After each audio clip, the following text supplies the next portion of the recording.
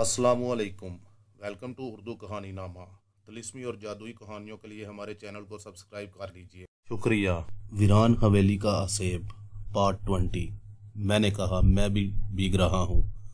पताली ने कहा, दुर्गा मैया, हम बादलों के ऊपर जा रहे हैं। और हम गोते लगाकर आहिस्ता आहिस्ता ऊपर को उठते चले गए और फिर बादलों के ऊपर आ गए। बादलों के अंदर से गुजरते हुए मुझे दचके भी लगे और बादलों के ऊपर धूप निकली हुई थी। इसी तरह हम भारत के जनूबी तकून को अबूर कर गए। श्रीलंका और इंडिया के दरमियान समुंदर है जिसकी लंबाई तकरीबन 25-30 मील होगी। जब हिंदुस्तान और लंका अंग्रेज़ों के कब्ज़े में था तो मुसाफिर मद्रास से हिंदुस्तान के तकून के आखिरी साहिल शहर धनुष कोड़ी तक ट्रेन में सफ़र करते थे। धनुष कोड़ी से वो एक छोटे समुद्री जहाज़ में सवार होकर लंका के शुमाली साहिल की छोटी सी बंदरगाह टाली मीनार पहुँचते थे।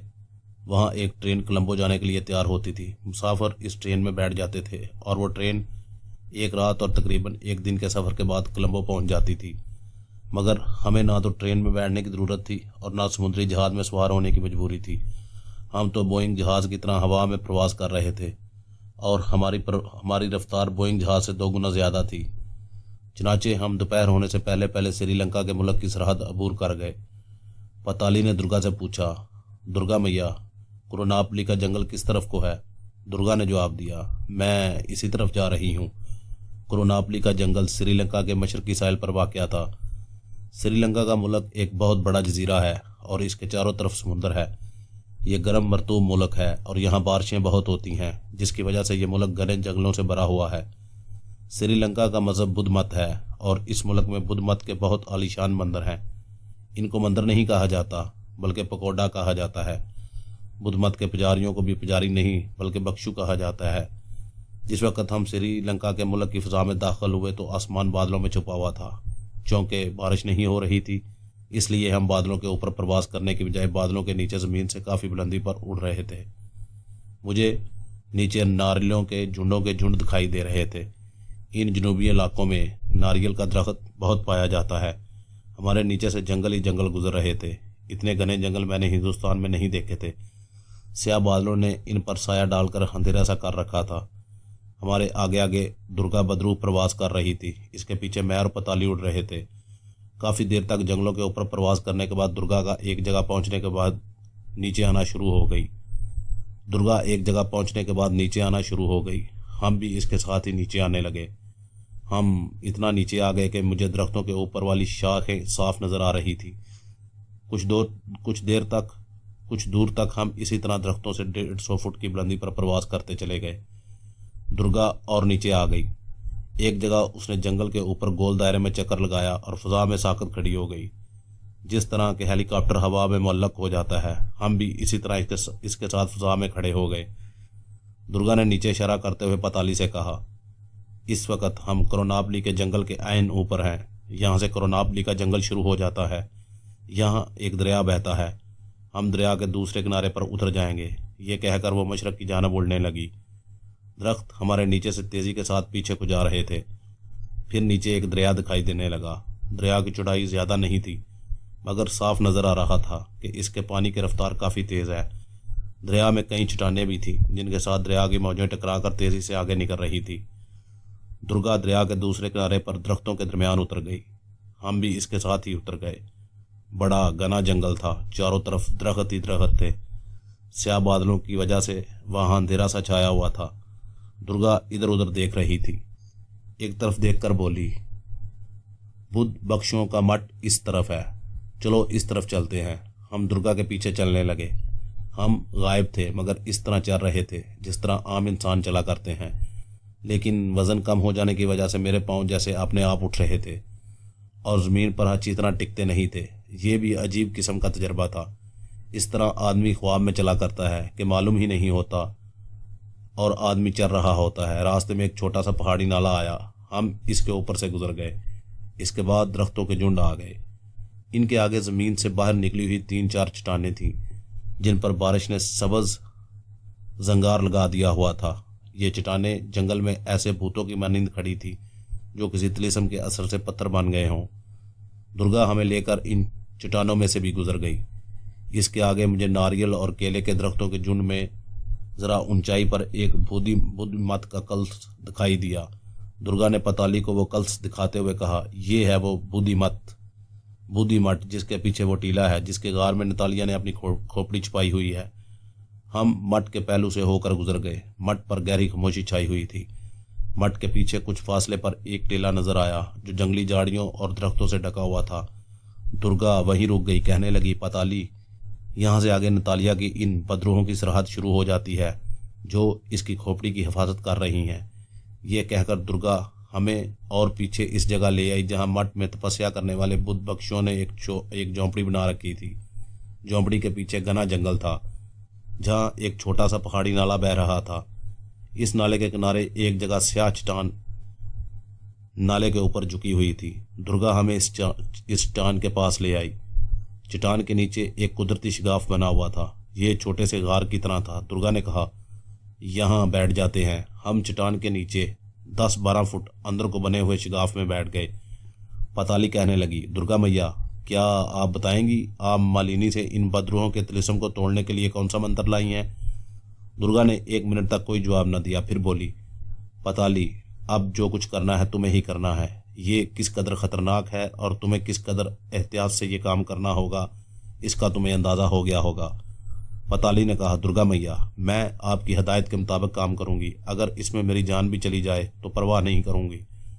आप ज़रूर ये सोच रहे होंगे कि बदरूहें तो पहले ही मर चुकी होती हैं, यानी मरे हुए काफरों की बदरूहें होती हैं, फिर ये दोबारा कैसे मर सकती हैं? ये फ़लसफ़ा मुझे एक बार रोहिणी ने समझाया था। इन बुतप्रस्त हिंदुओं का अकीदा है कि अगर अपने बुरे कर्मों की वजह से कोई बुतप्रस्त औरत या मर्द मरने के बाद बदरूह बन जाता है तो वो आधा जिंदा होता है। अगर किसी ताकतवर बदरूह के हमले से कमज़ोर बदरूह आग में जलकर राख हो जाती है तो इस बदरूह की राख 1000 साल तक जंगलों, मैदानों, दरियाओं और समुद्रों में जहाँ जहाँ इसके जरे जाते हैं भटकती रहती है। 1000 साल गुजर जाने के बाद वही राख एक बार फिर इकट्ठी होकर बदरूह की शक्ल में जन्म लेती है और दोबारा भटकने लगती है। अजीब, मज़ाहिका खेज़ और खराफात का फ़लसफ़ा है, मगर बुतों को पूजने वाले काफर इस फ़लसफ़े पर यकीन रखते हैं। पताली का जुर्रत अमोज़ बयान सुनकर दुर्गा बदरू ने इससे कहा, पताली, तुम्हारे मरने से कुछ नहीं होगा, उल्टा हमें नुकसान पहुँचेगा। तुम्हें मरना नहीं होगा। तुम्हें बदरू की हालत में गार में दाखिल होकर अपनी तमाम शैतानी अकल और शैतानी ताकत से काम लेकर गार के अंदर तीसरी कोठरी में दाखिल होकर नतालिया के असेब की खोपड़ी के 2 टुकड़े करने होंगे और खोपड़ी के दोनों टुकड़े लेकर तुम यहाँ मेरे पास आओगी। ये मेरा तुम्हें हुक्म है। पताली ने कहा, दुर्गा मैया, मैं मरूंगी नहीं। अगर मरना ही पड़ गया तो मुझ पर विश्वास रखो। मैं नतालिया की खोपड़ी के 2 टुकड़े करके दोनों टुकड़े आपको देकर मरूंगी। दुर्गा ने कहा, शाबाश, मैं यही चाहती हूँ। अब जो मंत्र मैं तुम्हें बताने वाली हूँ उसको गौर से सुनो। मेरे सामने आकर बैठ जाओ। पताली दुर्गा के सामने बैठ गई।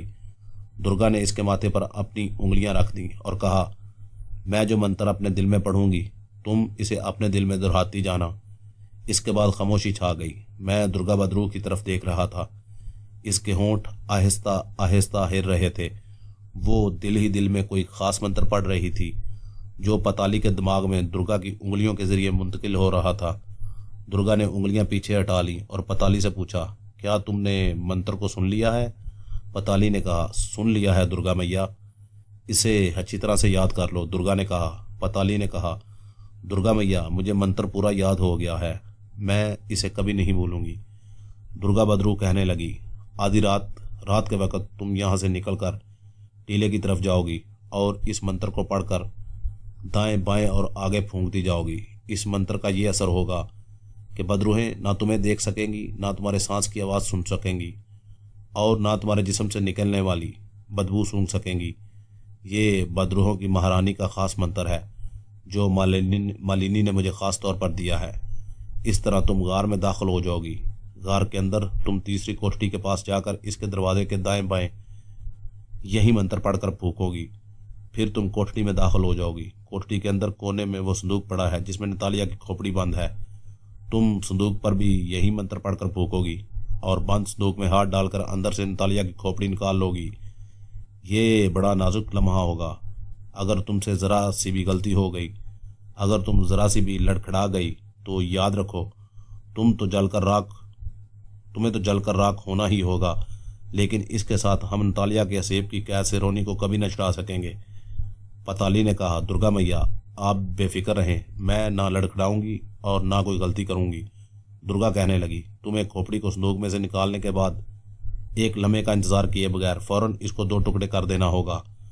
खोपड़ी के टूटते ही तुम्हें असेबी बदरूहों की डरौनी आवाज़ें सुनाई देंगी, हर तरफ चीखो पुकार मच जाएगी। डरौनी शक्ल वाली बदरूहें तुम पर हमला कर देंगी, मगर तुम्हें कुछ नहीं होगा। तुम मालिनी का मंत्र पढ़ पढ़ कर फूंक दी जाओगी और खोपड़ी के टुकड़े लेकर गार से बाहर आ जाओगी और सीधी यहाँ हमारे पास पहुँचोगी। यहाँ आ जाने के बाद सब चीखो पुकार और डरौनी आवाज़ें हमेशा के लिए ख़त्म हो जाएंगी। पताली बड़े गौर से दुर्गा मैया की बातें सुन रही थी। जब दुर्गा ने अपनी बात ख़त्म की तो वो कहने लगी, ऐसा ही होगा दुर्गा मैया, मैं दिल में सोच रहा था कि काश ऐसा ही हो, और अगर ऐसा ना हुआ तो फिर क्या होगा। रोहिणी को नतालिया के असेब से तो फिर कोई नहीं छुड़ा सकेगा, और अगर वो आज़ाद ना हुई तो मैं नतालिया के असेब की साथ में ही रहूँगा। वो मुझे अकेला पाकर किसी भी वक्त मकारी से मेरा तवीज़ हासिल करके मुझे उठाकर ले जा सकेगी, और इस बार मैं इसकी कैद में चला गया तो फिर स्वाय खुदा की ज़ात के मुझे और कोई इसकी कैद से नहीं निकाल सकेगा। हम सारा दिन गैबी हालत में चट्टान के शिगाफ या खो के अंदर बैठे रहे। सूरज गुरूब हो गया, जंगल में शाम का अंधेरा छा गया। इसके बाद ये अंधेरा रात की तारीकी में बदल गया। जंगल पर ऐसी खामोशी छा गई कि मुझे इस खामोशी से खौफ महसूस होने लगा। मैं इन 2 खतरनाक बदरूहों में गिरा हुआ खामोश बैठा रहा और सोचने लगा कि फ़रोज़, तुम्हारे साथ ये क्या हो गया है। ना तुम वीरान महल में ऐसे भी मर्तबान को खोलने की हमाकत करते और ना आज इस हालत को पहुँचते और ना इन बदरूहों के चुंगल में पनसते, मगर मुझसे ये हमाकत सरजद हो गई थी और अब मैं इसको भुगत रहा था। जब रात काफ़ी गहरी हो गई तो दुर्गा ने पताली से कहा, जो मंत्र मैंने तुम्हारे दिल में डाला है इसको अपने दिल में दोहराओ। पताली 1-2 सेकंड खामोश रही, फिर कहा, दुर्गा मैया मैंने मंत्र 3 बार दोहरा लिया है। दुर्गा उठकर खड़ी हो गई। पताली के साथ मैं भी उठ खड़ा हुआ। दुर्गा ने मुझसे कहा, शेरवान तुम बैठे रहो। मैं बैठ गया। दुर्गा ने पताली का चेहरा दोनों हाथों में थाम लिया और कुछ पढ़कर इसके चेहरे पर फूंक मारी और कहा, जाओ। पताली ने दोनों हाथ जोड़कर दुर्गा के आगे अपना सर झुकाया और रात के अंधेरे में चट्टान के शिगाफ में से निकलकर जंगल के दरख्तों की तरफ चल दी। इसके जाने के बाद मैंने दुर्गा से पूछा, अगर फ़र्ज़ कर लिया पताली से कोई गलती हो जाती है और ये काम इससे ना हुआ तो फिर क्या होगा। दुर्गा ने कहा, ये इस वक्त सोचूंगी, अभी तुम खामोशी से बैठे रहो। फिर जाने दुर्गा के दिल में क्या ख्याल आया, वो मुझसे कोई बात किए बगैर दरख्तों की तरफ चल पड़ी। 2-3 कदम चलने के बाद रुककर मेरी तरफ देखा और मेरे पास आकर कहने लगी, इस जगह से बाहर मत आना। उसने चट्टान के शिगाफ के आगे निसफ दायरे की शक्ल में पाँव से एक लकीर डाल दी और कहा, जब तक तुम इस लकीर के अंदर रहो तुम्हें किसी बदरू का सेब का कोई डर ना होगा। अगर डर कर इस लकीर से बाहर आ गए तो फिर मैं जिम्मेदार नहीं होंगी। ये कहा और वो जंगल की तरीकी में इस तरफ चल पड़ी जिस तरफ पताली गई थी। मैं वहाँ अकेला बैठा रहा। दिल में तरह तरह के ख्याल आ रहे थे कि अभी जंगल में न जाने क्या कुछ नहीं होगा। खुदा जाने कैसी कैसी चीखें बुलंद होंगी, कैसी कैसी डरावनी आवाज़ें आने लगेंगी। आखिर ये बदरूहों की जंग थी। 2 बिल्लियों की लड़ाई होती है तो वो आसमान सर पर उठा लेती हैं। ये तो एक बदरू और एक ख़तरनाक बदरू के असेब की जंग है। न जाने कितना वक्त गुजर गया। घड़ी मेरे पास नहीं थी। जंगल पर एक दहशतनाक खामोशी छाई हुई थी। अचानक अंधेरे में मैंने दुर्गा को अपनी तरफ आते देखा। वो तेज़ तेज़ कदमों से नहीं बल्कि ज़मीन से 2 फुट बुलंद होकर अंधेरे में तैरती हुई मेरी तरफ आ रही थी। चट्टान के शिगाफ में आकर वो मेरे पास शिगाफ के किनारे खड़ी हो गई। कहने लगी, मैंने पताली को बदरूहों के इलाके में दाखिल होते देख लिया है। वो बिल्कुल ठीक काम कर रही है। मालिनी के मंत्र ने पूरा असर दिखाया है। मैंने कहा, दुर्गा तुम्हें पताली के साथ जाना चाहिए था। उसने कहा, हम बदरूहों की भी एक हद होती है, हम इस हद के अंदर नहीं जा सकती। मैंने कहा, लेकिन अगर पताली तुम्हारी गुलाम बदरू जा सकती है तो तुम क्यों नहीं जा सकती। दुर्गा ने कहा, ये तुम नहीं समझ सकोगे। इसको समझने के लिए तुम्हें खुद बदरू की शक्ल में जन्म लेना होगा। मैंने बेख्तियार कहा, खुदा इस अजाब से अपनी पनाह में रखे। दुर्गा कहने लगी, तुम मुसलमानों की ये बात भी मुझे पसंद है कि तुम हर लम्हे अपने खुदा को याद रखते हो और इसकी पनाह मांगते हो। मैं कुछ कहने लगा तो दुर्गा ने सरगोशी की, खामोश। मैं कुछ कहते कहते चुप हो गया। दुर्गा ने कोई आवाज़ सुनी थी।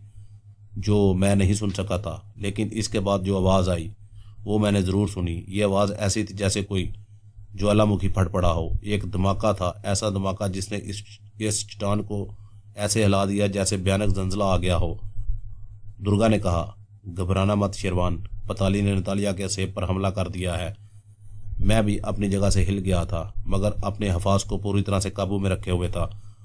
खौफनाक धमाके के बाद जंगल में एक सन्नाटा छा गया। फिर अचानक जंगल एक भयानक चीख की आवाज़ से गूंज उठा। दुर्गा ने ऊंची आवाज़ में कोई मंत्र पढ़कर फूंका और कहा, पताली पीछे मत हटना, मैं तुम्हारे साथ हूँ। इस चीख के बाद एक बार फिर गहरी खामोशी छा गई। चंद सेकंड के बाद जंगल में से पताली की आवाज़ सुनाई दी, दुर्गा मैया, मैंने काम कर दिया है। दुर्गा के हलक से खुशी की चीख बुलंद हुई। उसने कहा, पताली पताली। दूसरे लम्हे पताली हमारे सामने खड़ी थी। इसके बाल बिखरे हुए थे, आंखों में वहशत बरस रही थी।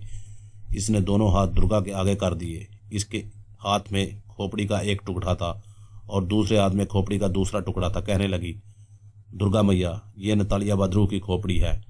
दुर्गा ने खुश होकर पताली का मुंह चूम लिया। ये सुन करके, ये नतालिया बदरू की खोपड़ी है, मेरी जान में जान आ गई। दुर्गा ने कहा, शेरवान तुम्हें मुबारक हो, नतालिया बदरू की लानत से हमेशा हमेशा के लिए तुम्हें छुटकारा मिल गया है। मैंने पताली और दुर्गा दोनों का शुक्रिया अदा करते हुए पूछा, मगर रोहिणी कहाँ है? दुर्गा ने कहा, इसकी फिक्र न करो, वो भी बहुत जल्द तुम्हारे पास आ जाएगी। फिर दुर्गा मुझे और पताली को लेकर चट्टान के शिगाफ से बाहर आ गई। इसने पताली से कहा, नतालिया की खोपड़ी के टुकड़े ज़मीन पर रख दो।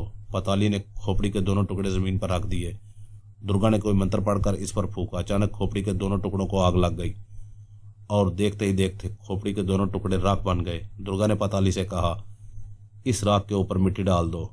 पताली ने राख पर मिट्टी डाल दी। दुर्गा ने मेरी तरफ देखा और कहा, शेरवान तुम बड़े खुशकिस्मत हो कि तुम्हें एक बदरू से ही नहीं बल्कि बदरू के खतरनाक असेब से निजात मिल गई। एक मुसीबत से हमेशा के लिए तुम्हारा रोहिणी का पीछा छूट गया है। अब तुम्हारा सिर्फ एक ही दुश्मन बाकी है और वो है पुजारी रघु की बदरू, जो रोहिणी को इसलिए दोबारा अपने कब्जे में करना चाहता है कि वो इसकी बदरू है, और चूंकि तुमने इसकी गुलाम बदरू को आज़ाद कर दिया था इसलिए वो तुम्हें हलाक करके तुमसे अपनी बेइज्जती का बदला लेना चाहता है। मैंने कहा, क्या पुजारी रघु की बदरू से छुटकारा पाने के लिए तुम हमारी कोई मदद नहीं कर सकती? दुर्गा ने कहा, पुजारी रघु का मुकाबला करने के सिलसिले में मेरी कुछ मजबूरियां हैं, इसे तुम नहीं समझ सकोगे, ये मैं रोहिणी को बताऊंगी। मैंने कहा, मगर रोहिणी कहाँ है? वीरान महल में चलकर बताती हूँ। दुर्गा ने कहा, इस रात हम श्रीलंका के करोनापनी के जंगलों से निकलकर जयपुर की तरफ रवाना हो गए। हम वापस भी इसी तरह आए जिस तरह गए थे, यानी हम हवा में प्रवास कर रहे थे। दुर्गा बदरू आगे आगे थी, मैं और पताली पीछे थे। रात के अंधेरे ने छटना शुरू कर दिया था कि हम जयपुर की वीरान महल में पहुंच गए। दुर्गा हमें अपने असेबी तहखाना में ले आई। इसने मुझसे कहा, शेरवान यहाँ से हमारा और तुम्हारा साथ हमेशा के लिए ख़त्म होता है। आज के बाद हमारी मुलाकात नहीं होगी। मैंने कहा, लेकिन अभी तो मुझे रोहिणी से भी मिलना है और रघु पुजारी से भी निजात हासिल करनी है। दुर्गा ने कहा, इस बारे में मैं तुम्हें बता चुकी हूँ कि हम तुम्हारी कोई मदद नहीं कर सकती। तो फिर कौन मदद करेगा? मैंने कहा। दुर्गा कहने लगी, रोहिणी तुम्हारी मदद करेगी, तुम्हारा खुदा तुम्हारी मदद करेगा। अब मामला रोहिणी और तुम्हारे खुदा के हाथ में है। मैं चुप हो गया। मैंने पूछा, मगर रोहिणी कहाँ है? वो यहाँ क्यों नहीं आई? वो तो अब नतालिया के सेब की कैद से आज़ाद हो चुकी है। दुर्गा ने कहा, तुम भूल गए हो कि रोहिणी अब बदरू नहीं रही। इसके वो बुरे कर्म जो इसकी ज़िंदगी में गुनाहों से इसकी रूह के साथ चिमट गए थे, अब इसकी रूह से जड़कर अलग हो चुके हैं। जितनी सज़ा इसने भुगतनी थी बदरू की शक्ल में उसने भुगत ली है। वो पहले भी इतनी घिनौनी बदरू नहीं थी और हमारी तरह इसने मरने के बाद बदरू की हैसियत से जन्म नहीं लिया था, क्योंकि वो मरने से पहले मुसलमान हो चुकी थी और मुसलमानों में दूसरा जन्म नहीं होता। हाँ, एक रूह को इसके बुरे माल की सज़ा ज़रूर मिलती है। रोहिणी यानी सुल्ताना की रूह को अभी इतनी ही सज़ा मिल रही थी, लेकिन एक ख़ास मुद्दत गुजर जाने के बाद इसकी रूह के गुनाह धुल गए हैं और अब वो एक नेक रूह बन चुकी है। क्योंकि वो नेक रूह बन चुकी है इसलिए ना वो हमारे करीब आ सकती है और ना हम इसके करीब जा सकती हैं। ये बिल्कुल ऐसी ही बात है, जहाँ रोशनी हो जाती है वहाँ अंधेरा नहीं ठहर सकता। रोहिणी सुल्ताना अब रोशनी है और हम अंधेरे हैं। हम इसके पास नहीं जा सकती, अंधेरा रोशनी के पास नहीं जा सकता, और रोशनी हमारे पास आई तो हम गायब हो जाएंगी, क्योंकि हम अंधेरे की मखलूक हैं। मेरा ख्याल है कि अब तुम मेरी बात अच्छी तरह से समझ गए होगे। दुर्गा ने मुझे इतनी वजाहत के साथ खोलकर समझाया था कि सारी हकीकत मेरी समझ में आ गई थी। मैंने कहा, इसका मतलब है कि मुझे खुद ही रोहिणी से जाकर मिलना होगा। हाँ, दुर्गा ने कहा। वो मुझे कहाँ मिलेगी? मैंने पूछा। दुर्गा ने कहा, ये मैं तुम्हें बाद में बताऊंगी कि रोहिणी तुम्हें कहाँ मिलेगी। अभी मैं तुम्हें एक ऐसी चीज़ देना चाहती हूँ जो तुम्हारे दुश्मन पुजारी रघु का नाश करने में तुम्हारी मदद करेगी। तुम्हारे पास पताली की अंगूठी भी है जिसको पहनकर तुम गायब हो सकते हो। तुम्हारे बाजू पर काले जादूगर का तवीज़ भी बंधा हुआ है। अब मैं तुम्हें एक शब्द बताती हूँ। ये एक लफ्ज़ का शब्द है। इसको तुम इस वक्त पढ़ोगे जब तुम्हें रोहिणी कहेगी। अब मैं तुम्हें वो शब्द बताती हूँ। अपना कान मेरे करीब करो। मैंने अपना कान दुर्गा के मुंह के करीब किया तो उसने मुझे एक लफ्ज़ का शब्द बताया। ये लफ्ज़ या शब्द मुझे उस वक्त याद था, मगर अजीब बात है कि अब बिल्कुल याद नहीं रहा। इसके बाद दुर्गा कहने लगी, अब मैं तुम्हें बताती हूँ कि रोहिणी तुम्हें कहाँ मिलेगी। उसने कहा, रोहिणी सुल्ताना की नेक रूह कहाँ रहती है ये मुझे ना मालूम है, ना मैं मालूम कर सकती हूँ, मगर मैं तुम्हें इतना बता सकती हूँ कि वो तुम्हें कहाँ मिलेगी। यहाँ से तुम भारत की राजधानी दिल्ली जाओगे। दिल्ली में शहर के शुमाल की जानब मुगलिया ज़माने की एक कदीम मस्जिद है। इससे बड़ी मस्जिद कहा जाता है। बड़ी मस्जिद के करीब ही एक नदी बहती है। नदी के किनारे संगे मरमर की एक पुरानी बारादरी है। रात के वक्त तुम इस बारादरी में जाकर बैठ जाओगे। रोहिणी सुल्ताना तुम्हें वहीं आकर मिलेगी। मैंने कहा, क्या मैं गायब हालत में दिल्ली जाऊंगा या अंगूठी तार कर जाना होगा, क्योंकि मैं गायब होकर खुद नहीं उड़ सकता। दुर्गा ने कहा, अगर तुम उड़कर जाना चाहते हो तो उड़कर भी जा सकते हो। तुम्हें सिर्फ ये कहना होगा, मुझे दिल्ली ले चल, और पताली की अंगूठी का तिलिस्म तुम्हें हवा में उड़ाता हुआ दिल्ली पहुंचा देगा। रास्ते में अगर तुम किसी जगह उड़ना चाहो तो तुम्हें सिर्फ ये कहना होगा। रास्ते में अगर तुम किसी जगह उतरना चाहो तो तुम्हें सिर्फ ये कहना होगा, मैं नीचे उतरना चाहता हूँ, और तुम अपने आप नीचे उतराओगे। अगर तुम जिंदा इंसानी शक्ल में रेलगाड़ी के ज़रिए सफ़र करना चाहते हो तो तुम्हारी मर्ज़ी। मैंने कहा, मैं रेलगाड़ी में कैसे सफ़र कर सकता हूँ? मेरे पास तो एक पैसा भी नहीं है, और मैं पताली की तरह पर्स में से करेंसी नोट भी नहीं निकाल सकता। दुर्गा कहने लगी, ये कोई मुश्किल बात नहीं है। जब तुम यहाँ से जाओगे तो तुम्हारी जेब में सब कुछ होगा। तुम जितने चाहे पैसे निकालना चाहो निकाल सकोगे। मैंने कहा, फिर मैं ट्रेन के ज़रिए ही सफ़र करूँगा। दुर्गा ने कहा, ठीक है, तुम रेलगाड़ी में ही सफ़र करना। अब सुबह होने वाली है। मेरा वापस जाने का वक्त हो गया है। पताली भी मेरे साथ ही जाएगी। दुर्गा ने मुझसे हाथ मिलाया और कहने लगी, मैं तुम्हारे जिंदा इंसानों के तरीके से ही तुमसे जुदा होना चाहती हूँ। पताली ने भी मुझसे हाथ मिलाया। वो मुस्कुरा रही थी। कहने लगी, शेरवान, तुम्हारे साथ मेरे बड़े अच्छे दिन गुजरे हैं। ख़ास तौर पर मॉडर्न होटलों में गुजरे हुए लम्हे मुझे हमेशा याद रहेंगे। मैंने मुस्कुराते हुए कहा, पताली, ये दिन मुझे भी याद आया करेंगे। मैं कुछ और कहने लगा तो दुर्गा और पताली दोनों एक साथ गायब हो गईं। मैं तहखाने से बाहर निकल आया। पताली की अंगूठी मेरी उंगली में ही थी और मैं गायबी हालत में था। दुर्गा का बताया हुआ शब्द भी मुझे याद था। ये शब्द मुझे रोहिणी सुल्ताना को जाकर बताना था और इसने इस सिलसिले में मेरी रहनुमाई करनी थी। पताली की अंगूठी के तिलिस्मी असर से मैं गायबी हालत में चल भी सकता था। ये अलग बात है कि चलते हुए मेरे जिस्म का बोझ 8 गुना कम होता था और ज़मीन पर चलते हुए मेरा पाँव ज़रा सी कोशिश के साथ ही ऊपर पर उठ जाता था और फिर बड़े आराम से ज़मीन पर पड़ते थे। मैंने पहले सोचा कि इसी तरह चलते हुए स्टेशन तक जाता हूँ, लेकिन फिर ख्याल आया कि स्टेशन काफ़ी दूर है, मुझे जल्दी पहुँचना चाहिए। हो सकता है इस वक्त दिल्ली जाने वाली कोई गाड़ी मिल जाए। चनाचे मैंने आहिस्ता से कहा, मैं उड़ना चाहता हूँ। इसके साथ मैं अपने आप ज़मीन से बुलंद होना शुरू हो गया। जब मैं ज़मीन से 6-7 मंजिला बुलंद हो गया तो मैंने कहा, बस मैं इसी बुलंदी पर उड़ना चाहता हूँ। मैं वहाँ कायम हो गया और आगे की तरफ उड़ने लगा। उड़ते हुए रुख बदलने की खातिर मुझे बाजुओं को दाएं या बाएं करना पड़ता था। स्टेशन का रास्ता मुझे मालूम था। इस वक्त सुबह हो चुकी थी। अचानक मुझे ख्याल आया कि देखना चाहिए दुर्गा ने मेरी जेब में अपने तिलिस्म के ज़ोर से कितने पैसे डाले हैं। मैंने जेब में हाथ डाला तो मुझे अपना बटुआ फूला हुआ लगा। खोल कर देखा तो इसमें 100 के कितने ही नोट थे। मैंने बटुआ बंद करके जेब में रख लिया। मैं बड़ी जल्दी से जयपुर रेलवे स्टेशन पहुंच गया। मालूम हुआ दिल्ली जाने वाली गाड़ी 2 घंटे बाद चलेगी। ये मैंने गाड़ियों की आमदोरफ्त के बोर्ड पर पढ़ा था। मैंने सोचा कि नाश्ता कर लेना चाहिए। इसके लिए मेरा असली हालत में वापस आना ज़रूरी था। स्टेशन पर काफ़ी लोग थे। मैं इनके सामने ज़ाहिर नहीं होना चाहता था। मैं वेटिंग रूम के बाथरूम में चला गया। अभी मैं बाथरूम में दाखिल ही हुआ था कि एक मुसाफिर अंदर आ गया और इसने बाथरूम का दरवाज़ा बंद कर दिया। वो यही समझा कि बाथरूम खाली है, क्योंकि मैं उसे दिखाई तो दे नहीं रहा था। एक तरफ होकर खड़ा हो गया। उस मुसाफिर ने जेब से पिस्तौल निकाला और इसमें गोलियां भरने लगा।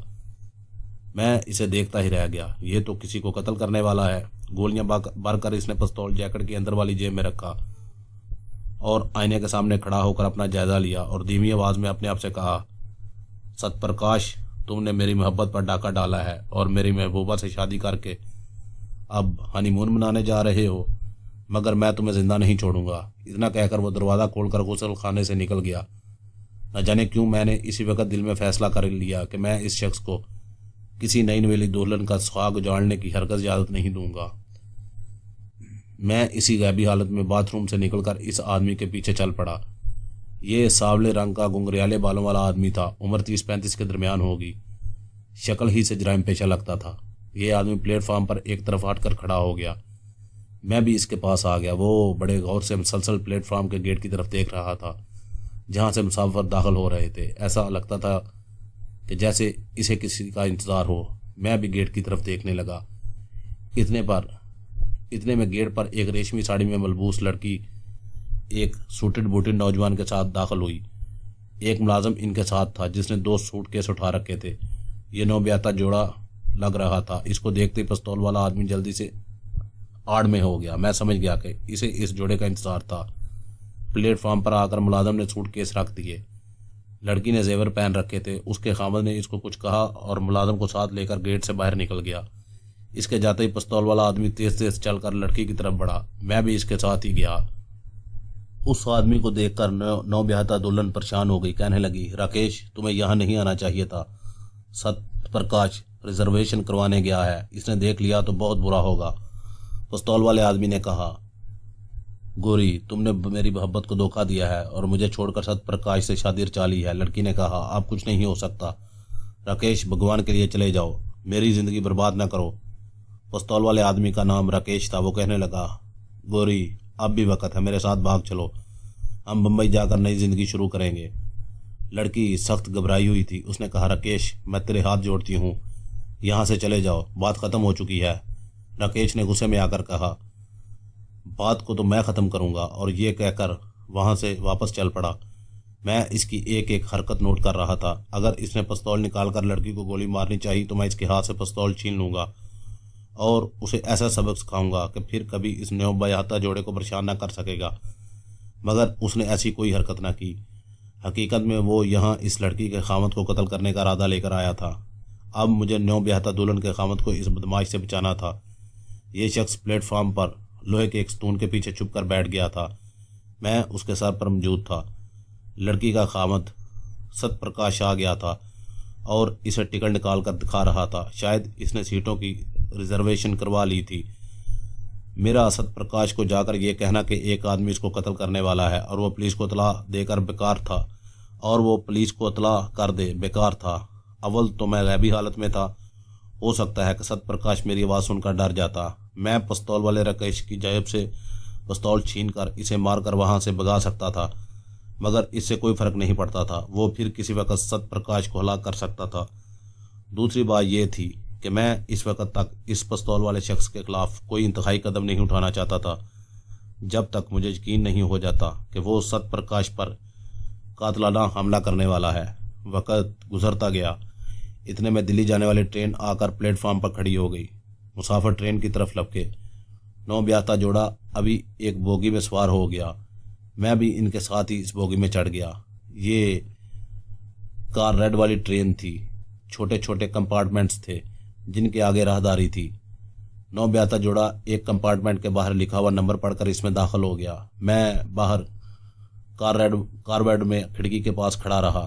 मियाँ बीवी ने अपने केबिन में दाखिल होने के बाद दरवाज़ा बंद कर दिया था। कातिल मुझे कहीं दिखाई नहीं दे रहा था। राहदारी ऐसी थी कि ट्रेन के पहले डब्बे से लेकर इंजन तक चली गई थी। कातिल ना बाहर प्लेटफार्म पर था ना राहदारी में नजर आ रहा था।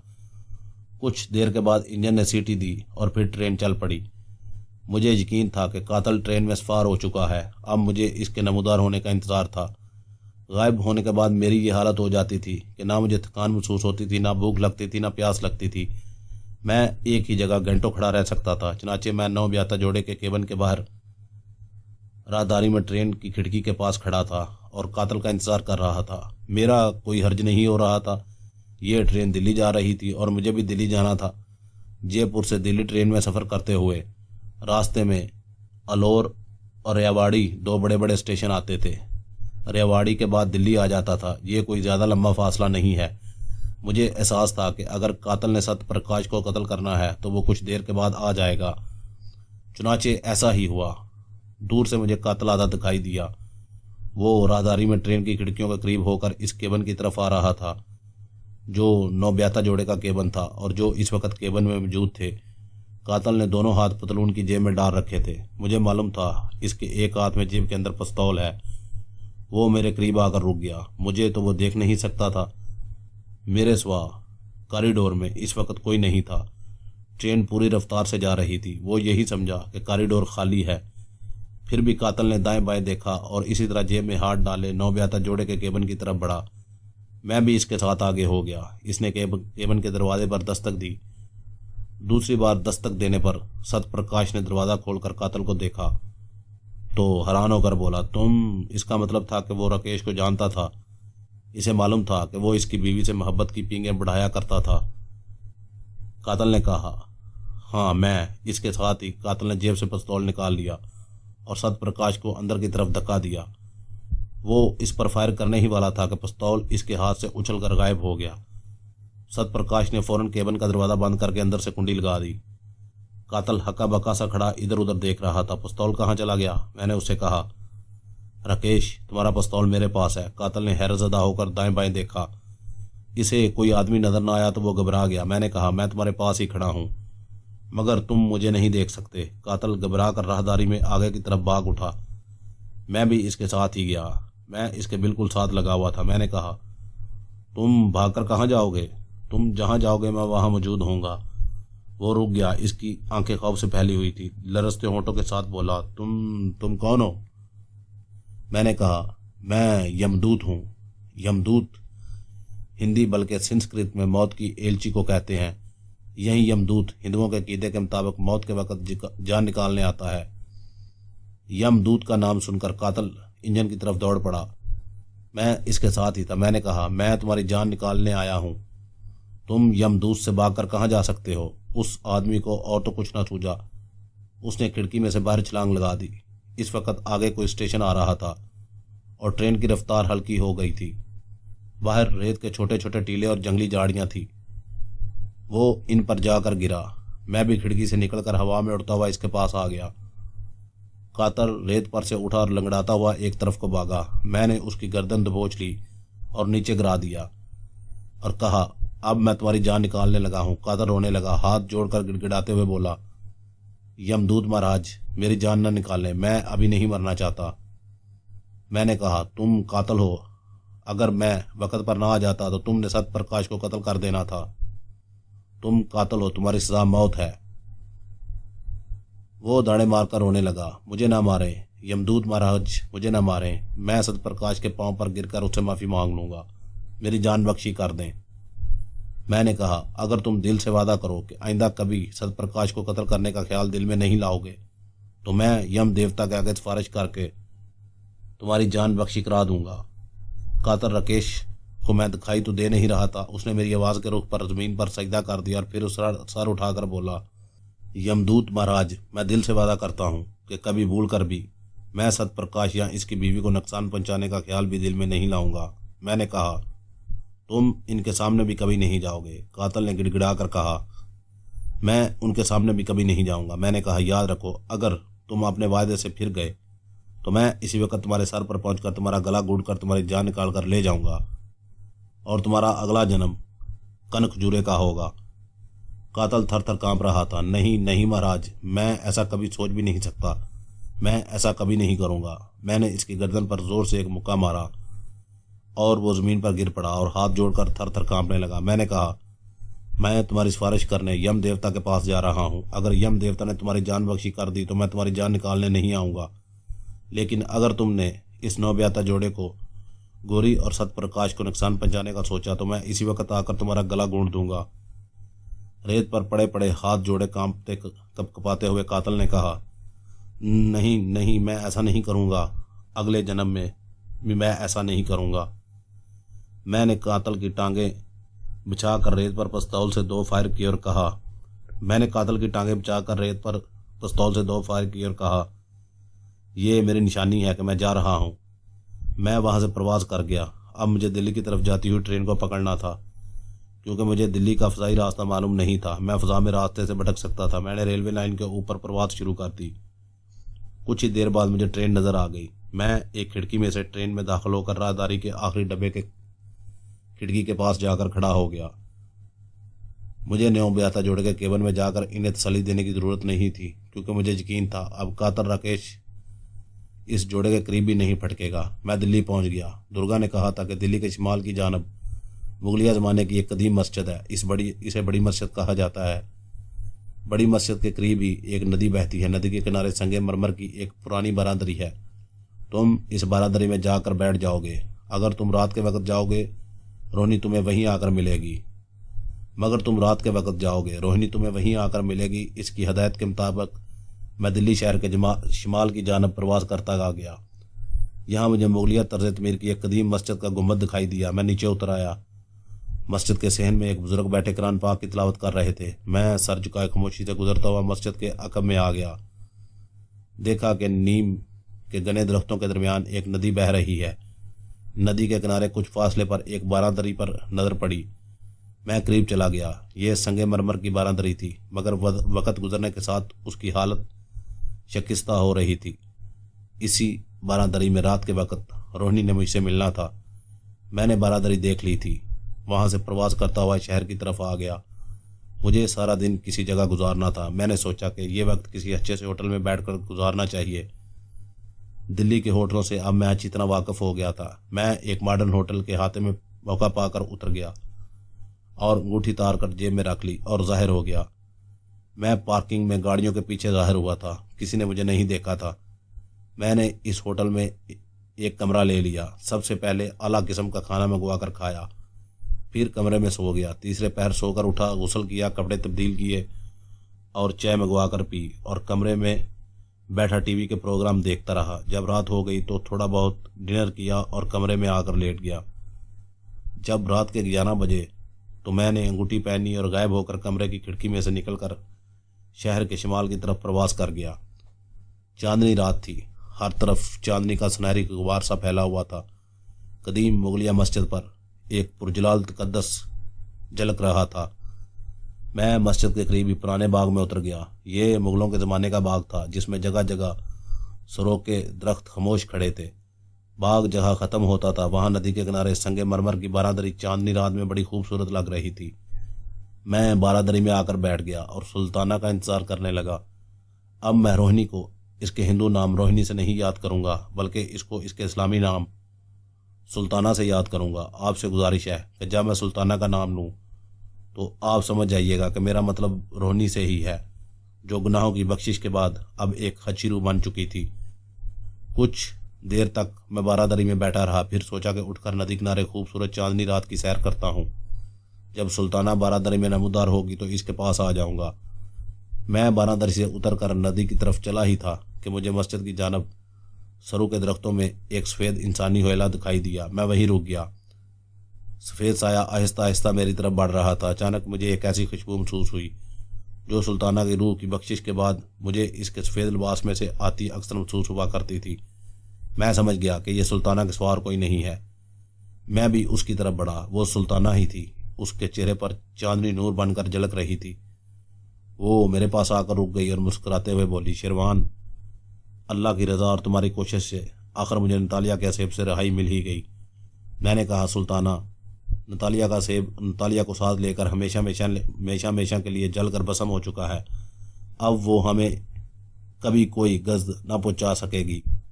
सुल्ताना बोली, हाँ शेरवान, मैं जानती हूँ अल्लाह ने हम पर बड़ा करम किया है कि हमें एक बहुत बड़ी शैतानी औरत के असेब से निजात मिल गई है। मैंने कहा, लेकिन सुल्ताना, अभी पुजारी रघु की बदरू हमारे पीछे लगी हुई है। शायद अब वो तुम्हारा तो कुछ ना बिगाड़ सके, लेकिन अगर मैं इसके फंदे में आ गया तो वो मुझे जिंदा नहीं छोड़ेगी। सुल्ताना ने कहा, अल्लाह ने चाहा तो इस बदरू से भी तुम्हारा पीछा छूट जाएगा और फिर तुम एक सादे नॉर्मल इंसान की तरह ज़िंदगी बसर करने लगोगे। मैंने कहा, दुर्गा और पताली ने मेरा बड़ा साथ दिया था। दुर्गा ने मुझे एक लफ्ज़ भी याद करा दिया था। उसने कहा था इसे याद कर लो, और ये लफ्ज़ अगर तुम रघु की बदरू के सामने दोहराओगे तो उसका नाश हो जाएगा। और उसने ये भी कहा था कि सुल्ताना ही तुम्हें बताएगी कि ये लफ्ज़ तुम्हें कब और कहाँ बोलना है। सुल्ताना कहने लगी, हाँ उसने ठीक कहा है, मैं तुम्हें सब कुछ समझा दूंगी। चलो बारादरी में चलकर बैठते हैं। हम संगमरमर की बारादरी में आकर बैठ गए। मैंने सुल्ताना से पूछा, सुल्ताना मेरा दुश्मन पुजारी रघु हमारे खिलाफ जो कोई नई साजिश तैयार कर रहा है, क्या तुम इससे बाखबर हो? सुल्ताना ने कहा, शेरवान, जब से अल्लाह ताला के हुजूर मेरे गुनाहों की बख्शिश हुई है और मैं एक अच्छी रूह बन गई हूँ, मैं रघु दुर्गर पताली की पहुँच से बाहर हो गई हूँ। मेरे गुनाह का आखिरी मरला वो था जब मैं नतालिया के असेब की कैद में थी।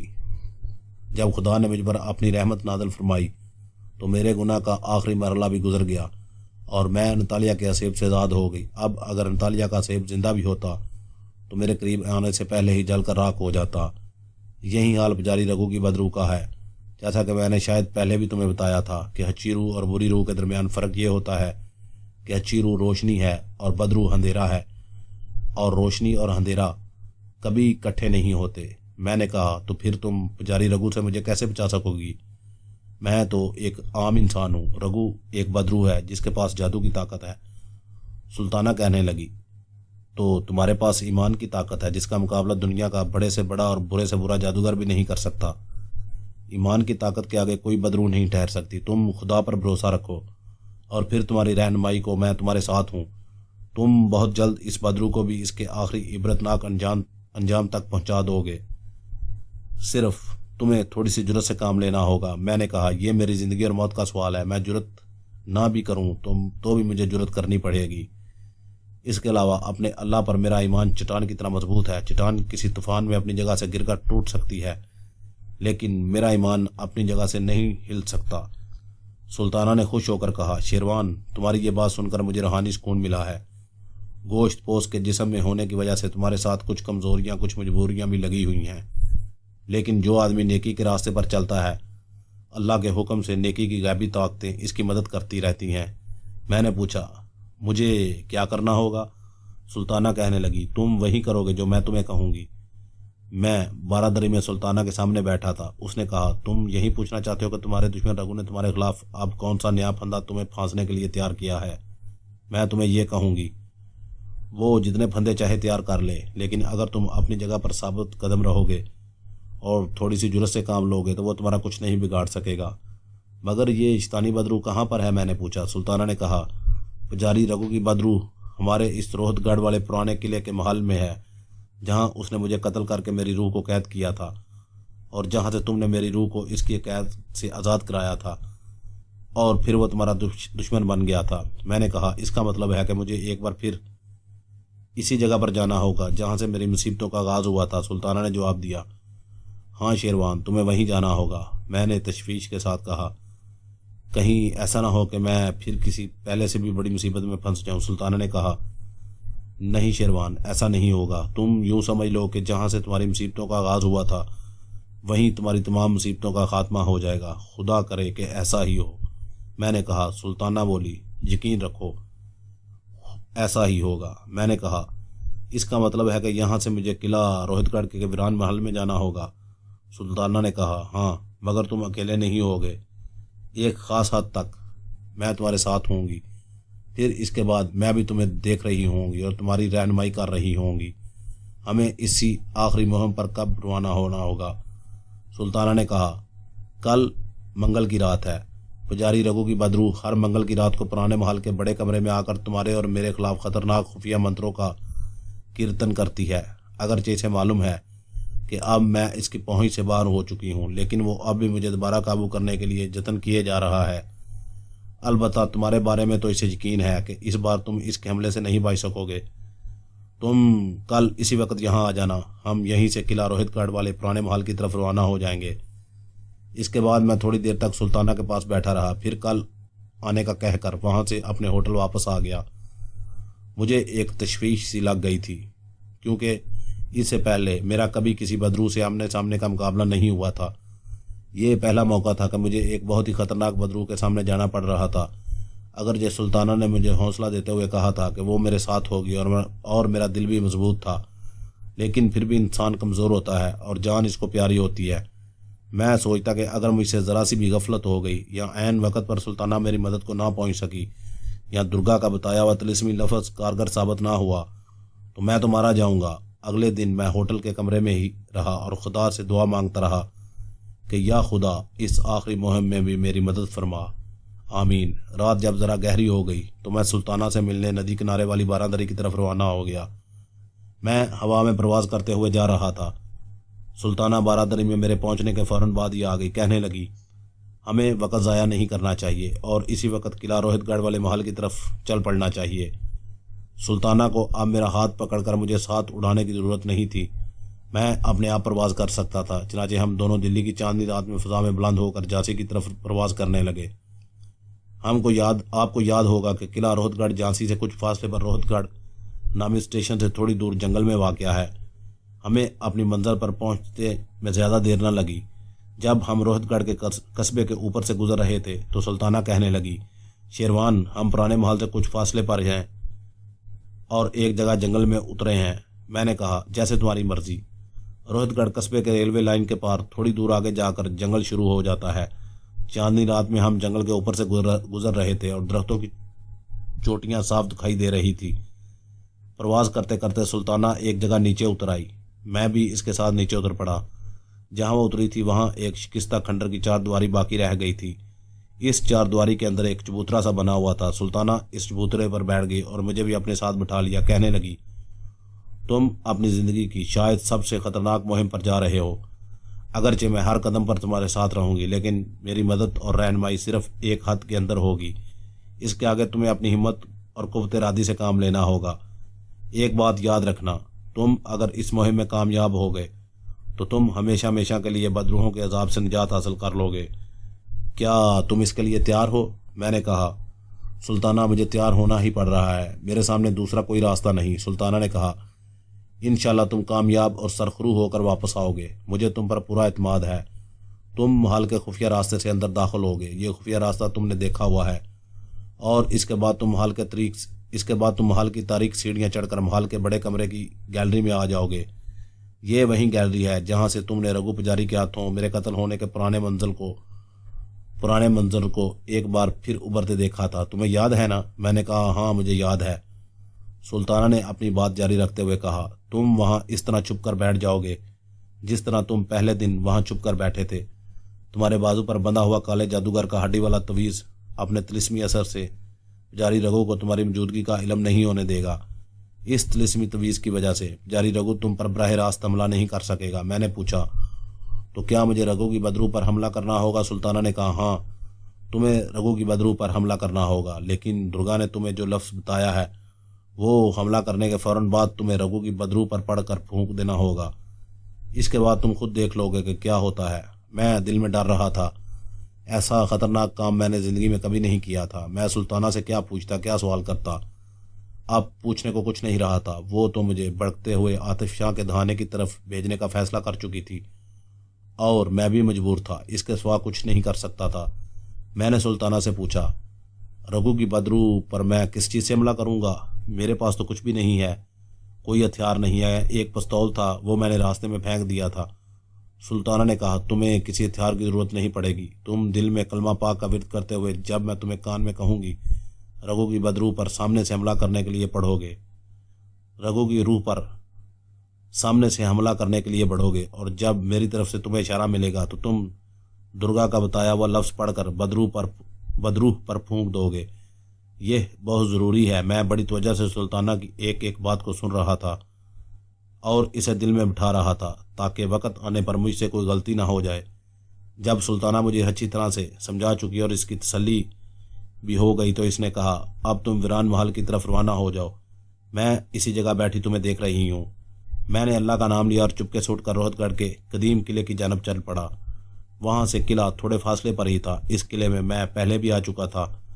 मुझे इसके खुफिया रास्ते का भी पता था। मैं खामोशी और धड़कते हुए दिल के साथ जंगल के चुपचाप खड़े दरख्तों के नीचे से गुजर रहा था और दिल में खुदा से अपनी कामयाबी की दुआएं मांग रहा था। आखिर मुझे दियो कामत पुराने किले की दीवार नज़र आ गई। मैं दीवार के साथ साथ चलता इस जगह आ गया जहाँ से एक खुफिया रास्ता किले के अंदर वीरान महल को जाता था। ये रास्ता एक गार की शक्ल में था जिसका दाना जंगली झाड़ियों में छुपा हुआ था। मैं झाड़ियों को हटाकर सुरंग में दाखिल हो गया। गार में दाखिल होने से पहले मैंने कलमा पाक 5 मरतबा पढ़ लिया था। इस गार में आगे जाकर एक जीना ऊपर को जाता था जो महल के एक खुफिया कमरे में निकलता था। इस किस्म के खुफिया रास्ते शाही महलात में ज़रूर रखे जाते थे कि अगर दुश्मन की फ़ौज महल में दाखिल हो जाए तो शाही ख़ानदान के अफराद महल से फ़रार हो सकें। पर से होता हुआ मैं महल के खुफिया कमरे में आ गया जहाँ गुप्त अंधेरा था।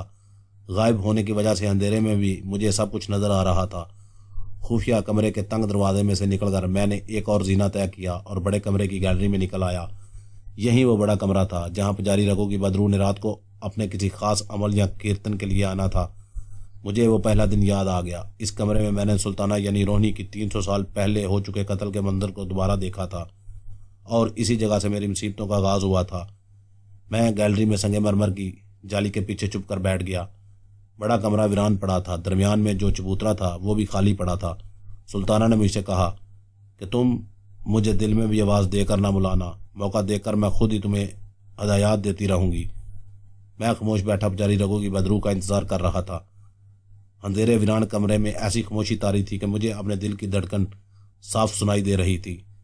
मुझे वहाँ बैठे आध घंटा ही गुजरा होगा कि कमरे में फड़फड़ाहट की आवाज़ सुनाई दी। मैंने चौंक कर नीचे देखा। मुझे एक स्याह फाम बदरू नजर आई जो कमरे की फिजा में इधर उधर उड़ते हुए जायजा ले रही थी। वो गायब थी लेकिन मुझे नजर आ रही थी। मेरे कान में सुल्ताना की धीमी सरगोशी की आवाज़ आई। उसने मेरे कान में कहा, शेरवान, सांस रोक कर अपनी जगह साकत होकर बैठे रहना। ये पुजारी रघु की खास मुहाफ़िज़ बदरू है। इसे रघु ने यह मालूम करने के लिए पहले भेजा है कि वीरान महल में जाकर देखे कि किसी दुश्मन ने कोई जादू का अमल तो नहीं कर रखा। बिल्कुल साकत होकर बैठे रहो। उठकर भागोगे तो बदरू को तुम नजर आ जाओगे और फिर तुम्हारी जान खतरे में गिर जाएगी। मैंने सांस रोक लिया और जब सांस की ज़रूरत महसूस होती तो मैं बहुत ही आहिस्ता आहिस्ता सांस लेने लगता। मेरी निगाहें गैबी बदरू पर जमी हुई थी। वो बहुत बड़े चमगादड़ की तरह कमरे की फिजा में इधर उधर चकरा रही थी। चक्कर लगाते वो ऊपर गैलरी की तरफ भी आ गई। मेरे कान में सुल्ताना की सरगोशी सुनाई दी, शेरवान, किसी किस्म की हरकत न करना, ये तुम्हें कुछ नहीं कह सकती। मैं और ज़्यादा साकत हो गया। बदरू फड़फड़ाती गोते लगाती मेरे बिल्कुल करीब से होकर गुजर गई। वो फिर गैलरी की तरफ आई। मैं इसी तरह पत्थर का बुत बना बैठा रहा। बदरू गोता लगाकर सीधी मेरी तरफ आई। मैं कुछ घबरा गया। वो तेज़ी से आई और मेरे गैबी जिस्म में से गुजर कर दूसरी तरफ निकल गई। मैं अपनी जगह पर लरस सा गया। जैसे तेज़ हवा का झोंका दरख्त की शाखों में से गुजर जाए तो शाखें लर्जने लगती हैं। सुल्ताना ने ठीक कहा था। बदरू को मेरे गैबी वजूद का एहसास तक ना हुआ। बदरू ने बड़े कमरे के मजीद 2-3 चक्कर काटे और गायब हो गई। वहाँ एक बार फिर सन्नाटा छा गया। इतने में 2 स्यापोश बदरूहें नमूदार हुईं। उनके हाथों में 2 प्याले थे जिनमें सुलगते हुए लुबान का धुआं निकल रहा था। उन्होंने दोनों प्याले चबूतरे पर एक दूसरे के मुतवाजी रख दिए और चबूतरे से उतरकर एक तरफ हाथ बांधकर खड़ी हो गई। इसके बाद एक स्याफाम आदमी नमूदार हुआ। ये भी कोई बदरू थी मगर इंसानी शक्ल में थी। इसके सर पर बालों की लंबी बोदी थी। इसके हाथ में कोई कपड़ा लिपटा हुआ था। इसने चबूतरे पर वो कपड़ा बिछा दिया। ये किसी जानवर की स्याह खाल थी। ये बदरू भी एक जानब खड़ी हो गई। इसके बाद बिल्कुल उसी रोज़ की तरह पुजारी रघु की बदरू दाखिल हुई। पुजारी रघु एक कुर्सी पर बैठा हुआ था। 2 बदरूहों ने कुर्सी कंधों पर उठा रखी थी और वो कुछ मंत्र पढ़ते हुए आ रहे थे। चबूतरे के पास आकर उन्होंने कुर्सी फर्श पर रख दी। पुजारी रघु की बदरू को मैंने साफ पहचान लिया था। इसी तरह इसका सर मुंडा हुआ था, कानों में मुंदरियाँ थी, जिस्म स्याल बादे में लिपटा हुआ था, हाथ में त्रिशूल था। पुजारी रघु ने कुर्सी से उतरकर चारों तरफ निगाह डाली। मुझे डर था कि ये बड़ी शैतानी ताकत वाली बदरू है। ये ज़रूर मुझे गैबी हालत में भी गैलरी में बैठा हुआ देख लेगी। मगर मैं उसे नज़र नहीं आया था। उसकी निगाहें गैलरी पर से होती हुई वापस चली गईं। पुजारी रघु ने खड़ाएँ पहन रखी थी। चबूतरे के पास आकर इसने खटाएँ उतारी और चबूतरे पर चढ़कर जानवर की खाल पर आलती मालती मारकर बैठ गया। त्रिशूल उसने अपने पास रख लिया था। मैं उसकी एक एक हरकत का जायजा ले रहा था।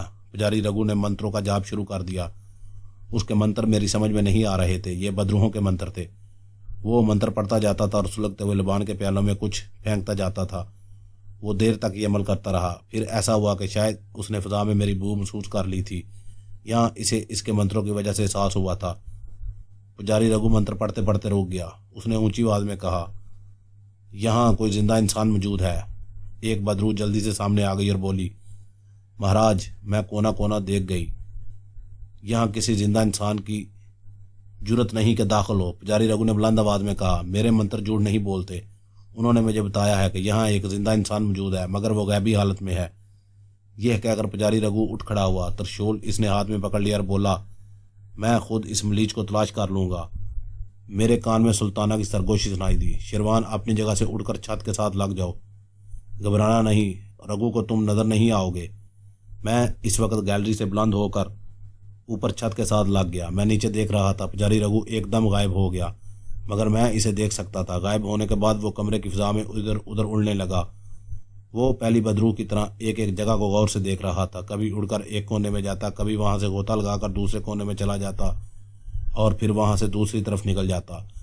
गुलाम बदरू और औरतों की स्याफाम बदरूहें एक तरफ खड़ी पुजारी रघु की बदरू को कमरे की फिजा में गोता लगाते देख रही थी। पुजारी रघु की बदरू एक बार उड़ते हुए मेरे करीब से होकर निकल गई।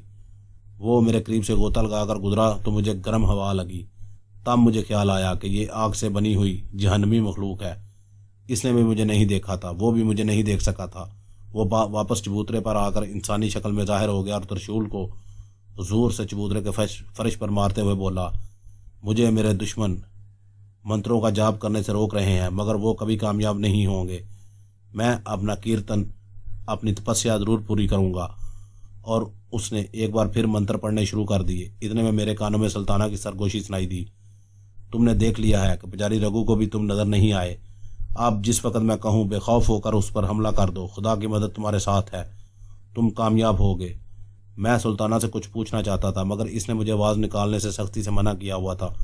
चनाचे मैं खामोश रहा। सुल्ताना की सरगोशी एक बार फिर सुनाई दी, अब नीचे उतरकर चबूतरे पर जाकर पुजारी रघु के बिल्कुल सामने खड़े हो जाओ। मैं दिल में खौफ महसूस कर रहा था। मुझे लगता था अगर मैं पुजारी रघु की बदरू के सामने जाकर खड़ा हो गया तो वो ज़रूर मुझे देख लेगा, मगर इस वक्त एक तरह से मैं सुल्ताना के कंट्रोल में था और वही मुझे गाइड कर रही थी। मैं आहिस्ता आहिस्ता छत से नीचे उतरने लगा, फिर चबूतरे के बिल्कुल ऊपर आ गया। इसके बाद चबूतरे पर जहाँ रघु पुजारी बैठा मंत्रों का जाप कर रहा था, इसके बिल्कुल सामने 3 कदमों के फासले पर उतर कर खड़ा हो गया। मैं पुजारी रघु को देख रहा था। मुझे इसके मुड़े हुए सर पर पसीने के कतरे तक दिखाई दे रहे थे। मुझे लगा कि मैं मौत के सामने खड़ा हूँ। मेरा यकीन बड़ा पुख्ता था, मगर फिर भी मैं एक कमज़ोर इंसान था। किसी वक्त शक पड़ता, हो सकता है मेरे सारे हरबे नाकाम हो जाएं और ये बदरूहें मुझे इसी जगह भस्म कर दें। शायद सुल्ताना को मेरे दिल का हाल मालूम हो गया था। इसने मेरे कान में सरगोशी की, शेरवान दिल को मजबूत रखो। मैंने दिल में कलमा पाक का विर्द शुरू कर दिया। मेरा खोया हुआ यकीन और इत्मीनान वापस आ गया और मैं अपनी जगह पर कायम हो गया। मैं दिल में बराबर कलमा पाक पढ़े जा रहा था और मुझे महसूस हो रहा था कि दुनिया की कोई शैतानी ताकत मुझे शिकस्त नहीं दे सकती। अब मैं बड़ी बेताबी से इंतजार कर रहा था कि सुल्ताना मुझे रघु पर हमला करने का कब इशारा करती है। पुजारी रघु मंत्र पढ़ते पढ़ते एक बार फिर रुक गया। उसने आंखें खोलकर इस तरफ देखा जहां मैं खड़ा था। मुझे महसूस हुआ कि वो मुझे मेरी आंखों में आंखें डालकर देख रहा है। शायद इस सूरत हाल को सुल्ताना ने भी महसूस कर लिया था। अचानक पुजारी रघु ने गजबनाक होकर कहा, तुम मेरे दुश्मन। एन उस वक्त मेरे कानों में सुल्ताना की सरगोशी सुनाई दी, शेरवान, मलिनी का शब्द पढ़कर इस पर फूंक दो। मैंने मलिनी का बताया हुआ लफ्ज़ दोहराया और जोर से पुजारी रघु की तरफ फूंका। मेरा ख्याल था कि पुजारी रघु एकदम जलकर राख हो जाएगा, मगर यह देखकर मैं हैरान रह गया कि मलिनी के बताए हुए शब्द ने पुजारी रघु पर कोई असर नहीं किया था। पुजारी रघु न सिर्फ ये कि मुझे देख चुका था, बल्कि उसने मुझे पहचान भी लिया था। इसके हलक से एक भयानक चीख निकली और उसने डरावनी आवाज़ में बदरूहों को हुक्म दिया, इस मलीज को पकड़ लो। और ये कहकर पुजारी रघु ने त्रिशूल संभाल कर कोई खुफिया मंत्र पढ़कर त्रिशूल से मुझ पर हमला कर दिया। मैं जल्दी से एक तरफ हो गया। ये मैंने बशरी कमज़ोरी के तहत ऐसा किया था, हालांकि मैं गायब था, मगर कुछ पता नहीं था कि पुजारी रघु का त्रिशूल मेरे गायबी जिस्म में से निकल जाने की बजाय मेरे इंसानी जिस्म को छलनी कर देता। मैं वाकई इस वक्त घबरा गया था। हर कलमा को मुसलमान की तरह मुसीबत की इस घड़ी में मुझे सिवाय खुदा के और किसी का ख्याल ना आया। मैंने फ़ौरन औज़ बिल्ला पढ़कर बुलंद आवाज़ में कहा, या अल्लाह पाक, मुझे शैतान से अपनी पनाह में रखना। इन अल्फाज का मेरी ज़ुबान से निकलना था कि पुजारी रघु के जिस्म को आग लग गई। भड़कते शोलों ने इसके जिस्म को अपनी लपेट में ले लिया। वो चबूतरे पर चक्कर खाने लगा। उसके हलक से बड़ी डरावनी आवाज़ें निकलने लगी। यह देखकर इसकी गुलाम बदरूहें एक सेकंड में चीखती चिल्लाती गायब हो गई। अब इस वीरान महल के कमरे में मैं था और पुजारी रघु की छोलों में लिपटी चक्कर खाती हुई बदरू थी। मेरे देखते देखते पुजारी रघु का जिस्म स्याह हड्डियों का पिंजर बन गया। हड्डियों का पिंजर भी आग में जल रहा था। फिर हड्डियों का पिंजर भी भस्म होकर राख बन गया। इसके बाद कमरे में हैबतनाक सन्नाटा तारी हो गया। मैंने देखा कि कमरा बिल्कुल खाली हो चुका था। ना बदरूहें थी, ना वो कुर्सी थी जिस पर बैठकर पुजारी रघु आया था, और ना चबूतरे पर सुलगते लुबान वाले प्याले थे। सब बलाएं दफा हो चुकी थी। मेरे दिल से अल्लाह के खौफ के सिवा सारे खौफ दूर हो चुके थे। मुझे सुल्ताना की सरगोशी सुनाई दी। सुल्ताना की सरगोशी भी जज्बा ईमानी में सरशार थी। सुबहान अल्लाह, सुबहान अल्लाह, सुबहान अल्लाह। इसने 3 बार सुबहान अल्लाह कहा और बोली, शेरवान, तुमने अल्लाह के पाक कलाम की मदद से बदी की एक शैतानी ताकत को जड़ से उखाड़ कर फेंक दिया है। मैंने कहा, अब तो मैं बोल सकता हूँ। सुल्ताना की आवाज़ आई, कहो क्या कहना चाहते हो। मैंने कहा, मैं तुम्हारे पास वापस आ रहा हूँ। सुल्ताना की सरगोशी सुनाई दी, मैं तुम्हारा इंतज़ार कर रही हूँ। और मैं इस मनहूस महल में से निकलकर जंगल के दरख्तों के ऊपर से होता हुआ सुल्ताना के पास आ गया। वो खंडर की 4 दीवारी से बाहर निकलकर मेरा इंतज़ार कर रही थी। मुझे देखते ही बोली, शेरवान, जब मालिनी के शब्द ने रघु पर कोई असर न किया तो मैं डर गई थी। अब शैतान सिफ्त रघु कुछ भी कर सकता था, लेकिन ऐन वक़्त पर औज़ बिल्ला पढ़कर जो तुमने अल्लाह की मदद के लिए आवाज़ दी तो अल्लाह के पाक कलाम ने तुम्हें अपनी पनाह में ले लिया। मैंने कहा, सुल्ताना, अब तो सारी बदरूहों से हमारा और ख़ास तौर पर मेरा पीछा छूट चुका है, या अब भी कोई बला बाकी है। सुल्ताना ने कहा, नहीं शेरवान, अब सारी बलाएं दफ़ा हो चुकी हैं। खुदा ने तुम्हारी और मेरी गलतियां और कसूर बख्श दिए हैं। मैंने शुक्र अल्हम्दुलिल्लाह पढ़कर कहा, आज मैं अपने आप को दुनिया का सबसे खुशकिस्मत आदमी समझता हूँ। सुल्ताना कहने लगी, अब हमें वापस चले जाना चाहिए, ये जगह हमारे लिए अच्छी नहीं है। इसी वक्त हम रोहतगढ़ के जंगल से प्रवास करके दिल्ली की सिमत रवाना हो गए। रात का पिछला पहर शुरू हो गया था जब हम मुगलिया मस्जिद के पीछे नदी के किनारे बारादरी में आ गए। मैंने सुल्ताना से कहा, सुल्ताना, अब मैं वापस अपने वतन पाकिस्तान चलना चाहता हूँ ताकि वहाँ जाकर अपनी नई ज़िंदगी शुरू कर दूँ। सुल्ताना ने कहा, शेरवान, अब मुझे भी तुमसे जुदा होना होगा। मैं सिर्फ तुम्हारी खातिर यहाँ ठहर गई थी, लेकिन मैं तुम्हें पाकिस्तान पहुँचाने के बाद नेक रूहों की दुनिया में जाऊँगी, क्योंकि तुम अकेले पाकिस्तान नहीं जा सकोगे, इसलिए कि तुम्हारे पास पासपोर्ट नहीं है। मैंने कहा, मैं गायब होकर हवा में उड़ता हुआ पाकिस्तान चला जाऊँगा, मुझे पासपोर्ट की बड़ा क्या ज़रूरत है। सुल्ताना ने मुस्कुराते हुए कहा, बदरूहों का तिलिस्म टूट चुका है शेरवान। सूरज की पहली किरण के साथ पताली की अंगूठी का असर भी ख़त्म हो जाएगा और तुम अपने आप ज़ाहिर हो जाओगे, और फिर ना गायब हो सकोगे, ना हवा में उड़ सकोगे। इसी तरह काले जादू की हड्डी जो तुमने अपने बाजू पर बांध रखी है, इसका तिलिस्म भी ख़त्म हो जाएगा। मैंने खुश होकर कहा, सुल्ताना, इन लानतों से भी मेरा पीछा छूट जाएगा तो मैं खुदा का शुक्र अदा करूँगा। मैं अब एक नॉर्मल इंसान की हैसियत से ज़िंदगी बसर करना चाहता हूँ। सुल्ताना ने कहा, तुमने बड़ा नेक फ़ैसला किया है, लेकिन रात ढलने लगी है। मैं चाहती हूँ कि इससे पहले कि तुम गैबी हालत से ज़ाहिर होकर इंसानी शक्ल में वापस जाओ, तुम्हें पाकिस्तान पहुँचा दूँ। आओ मेरे साथ, मेरा हाथ अपने हाथ में ले लो। मैंने सुल्ताना का हाथ थाम लिया। उसने कहा, अल्लाह का नाम लेकर आंखें बंद कर लो। मैंने ऐसा ही किया। हवा का तेज़ झोंका मेरे जिस्म को छू कर गुजर गया। फिर जैसे ही मैं हवा में से गुजर रहा था, कुछ देर के बाद सुल्ताना ने मुझे आंखें खोल देने को कहा। मैंने आंखें खोल दी। आसमान पर चांद डर रहा था। मैं खूबसूरत रोशनियों और फुवारों वाले बाग में 4 मीनारों वाली एक मुगलिया इमारत के पास खड़ा था। मेरे करीबी सुल्ताना मौजूद थी। कहने लगी, तुमने इस इमारत को नहीं पहचाना? मैंने इमारत को गौर से देखा और खुश होकर कहा, ये तो मुझे मकबरा जहांगीर लगता है। इसका मतलब है मैं अपने प्यारे वतन पाकिस्तान के प्यारे शहर लाहौर में हूँ। सुल्ताना मुस्कुरा दी थी। कहने लगी, हाँ फ़िरोज़, तुम अपने प्यारे और मुमलकते खुदादाद पाकिस्तान के खूबसूरत शहर लाहौर में जहांगीर के मकबरे में हो। मैंने तज्जब के साथ सुल्ताना से पूछा, तुमने पहली बार मुझे मेरे असली नाम फ़िरोज़ से बुलाया है? तुमने पहले हमेशा मुझे शेरवान के नाम से पुकारा था, यह तब्दीली कैसे हुई? सुल्ताना ने कहा, फ़िरोज़, शेरवान एक ख्वाब था, वो ख्वाब टूट चुका है। कुछ देर के बाद मैं भी तुमसे हमेशा हमेशा के लिए जुदा हो जाऊंगी।